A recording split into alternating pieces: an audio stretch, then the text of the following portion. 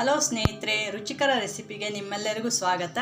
ನಾನು ಇವತ್ತಿನ ದಿನ ಖಾರ ಕಡುಬು ಮಾಡೋದು ಹೇಗೆ ಅಂತ ಹೇಳ್ಕೊಡ್ತೀನಿ. ಅದಕ್ಕೆ ಬೇಕಾಗಿರೋ ಪದಾರ್ಥನೂ ನೋಡೋಣ ಬನ್ನಿ. ಖಾರ ಕಡುಬಿಗೆ ಬೇಕಾಗಿರೋ ಪದಾರ್ಥ: 1 ಕಪ್ ಅಕ್ಕಿ ಹಿಟ್ಟು ತಗೊಳ್ಳಿ. ಬೇಳೆ ನಾನು ಇದರಲ್ಲಿ 2 ಕಪ್ ಹಾಕಿದ್ದೀನಿ, ಅದನ್ನು ನೆನೆಸಿ ಇಟ್ಕೊಂಡಿದ್ದೀನಿ. ಸಬ್ಬಕ್ಕಿ ಸೊಪ್ಪು, ಪುದೀನ 1 ಹಿಡಿ ತಗೊಳ್ಳಿ.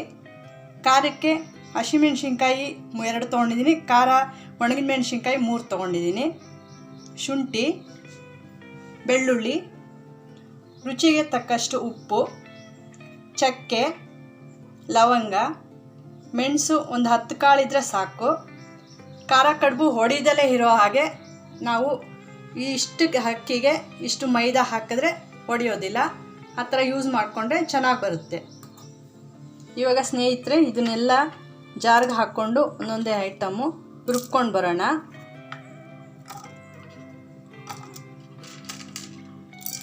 ಇವೆರಡನ್ನ ಮಾತ್ರ ಸಣ್ಣದಾಗಿ ಹೆಚ್ಕೊಬೇಕು, ಇನ್ನೆಲ್ಲನೂ ರುಬ್ಕೊಂಡು ಬರೋಣ.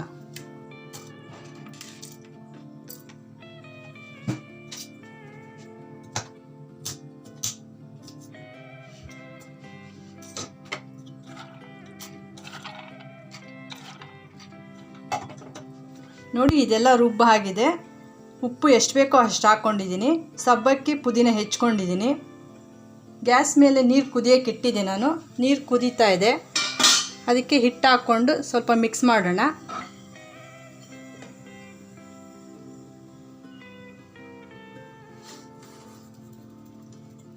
ಅಕ್ಕಿ ಹಿಟ್ಟು ಮತ್ತು ಅದ್ರ ಜೊತೆನೇ ಮೈದಾನೂ ಹಾಕ್ಕೊಂಬಿಡಿ. ಸ್ವಲ್ಪ ತಿರುಗಿಸ್ಬಿಟ್ಟು 5 ನಿಮಿಷ ಮುಚ್ಚಿಟ್ಬಿಡಿ.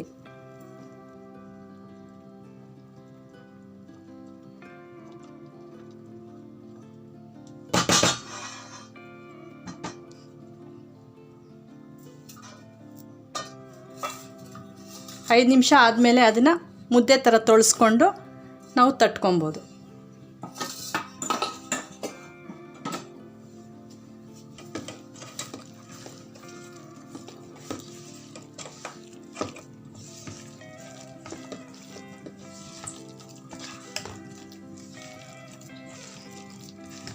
ಇದು ರೆಡಿ ಆಗಿದೆ.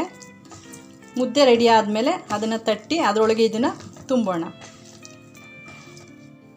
5 ನಿಮಿಷ ಬಿಟ್ಟಾಗಿದೆ. ಇದನ್ನು ಮುದ್ದೆ ರೀತಿಯಲ್ಲಿ ತೊಳ್ಸ್ಕೊಳ್ಳೋಣ. ಇದು ತೊಳ್ಸಾದ್ಮೇಲೆ ಒಂದು ಕವರ್ ಮೇಲೆ ಎಣ್ಣೆ ಸವರ್ಕೊಂಡು ಅದನ್ನು ತಟ್ಕೊಳ್ಳೋಣ. ನೋಡಿ, ಒಂದು ಕವರ್ ತೊಗೊಳ್ಳಿ, ಅದಕ್ಕೆ ಸ್ವಲ್ಪ ಎಣ್ಣೆ ಸವರ್ಕೊಳ್ಳಿ. ಹಾಗೆ ಒಂದು ಕಪ್ಪಲ್ಲಿ ನೀರು ಇಟ್ಕೊಳ್ಳಿ. ಆವಾಗ ಕೈ ಹತ್ಕೊತಾ ಇದ್ರೆ ಈಸಿ ಆಗುತ್ತೆ. ಹಿಟ್ಟು ಬಿಸಿ ಇರೋ ಹಾಗೇ ತಟ್ಟೋದಕ್ಕೆ ಈಸಿ ನಮಗೆ. ಸ್ವಲ್ಪ ಅದನ್ನು ತೆಳ್ಳಗೆ, ತುಂಬ ತೆಳ್ಳಗೂ ಬೇಡ, ತುಂಬ ದಪ್ಪಕ್ಕೂ ಬೇಡ, ಮೀಡಿಯಮಾಗಿ ತಟ್ಕೊಳ್ಳಿ.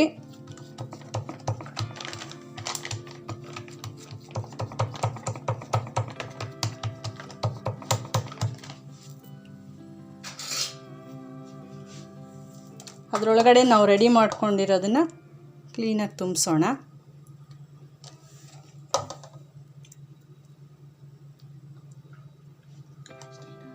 ತುಂಬಿಸ್ಬಿಟ್ಟು ಕ್ಲೋಸ್ ಮಾಡಿ ಸ್ವಲ್ಪ ಮುಂದೆ ಇರೋ ಹಿಟ್ಟನ್ನು ಪ್ರೆಸ್ ಮಾಡ್ಕೊಳ್ಳಿ.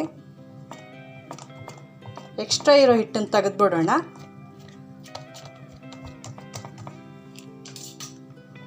ಒಂದು ಚಾಕು ತೊಗೊಂಡು ಅದರ ಸಹಾಯದಿಂದ ಸ್ವಲ್ಪ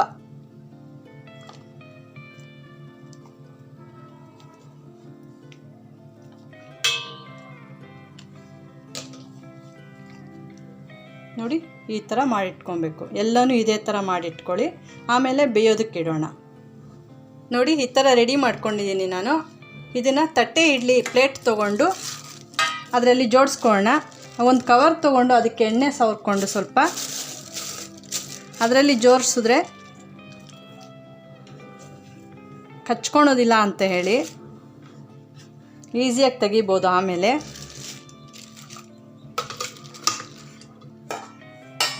ಈ ಥರ ಎಲ್ಲ ಕವರ್ಗೂ ಎಣ್ಣೆ ಸವರಿ ಜೋಡಿಸಿಟ್ಕೊಳ್ಳಿ.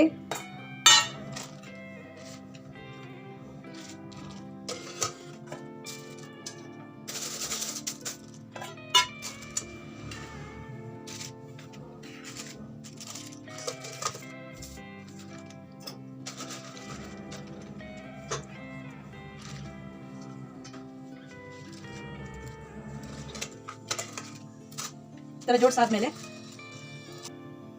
ಸ್ಟವ್ ಹಚ್ಚಿ ಕುಕ್ಕರಲ್ಲಿ ಸ್ವಲ್ಪ ನೀರು ಹಾಕ್ಕೊಂಡಿದ್ದೀನಿ. ತಟ್ಟೆ ಇಡ್ಲಿಲಿ ಜೋಡಿಸ್ಕೊಂಡಿರೋದನ್ನೆಲ್ಲ ಇದರಲ್ಲಿ ಇಡೋಣ. ಕ್ಲೋಸ್ ಮಾಡಿ. ಈ ವೆಯ್ಟ್ ಇಡೋದು ಬೇಡ, ವೆಯ್ಟ್ ತೆಗೆದುಬಿಡೋಣ.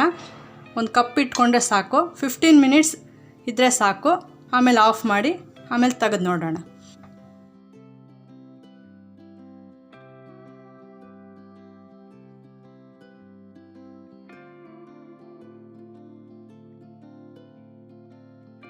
ಇದೇ ಥರ ನಾನು ವಿಡಿಯೋಸ್ನ ನೋಡಬೇಕು ಅಂತ ಅಂದರೆ ನನ್ನ ಚಾನಲ್ಗೆ ಸಬ್ಸ್ಕ್ರೈಬ್ ಆಗಿ, ಲೈಕ್ ಮಾಡಿ, ಶೇರ್ ಮಾಡಿ. Thank you.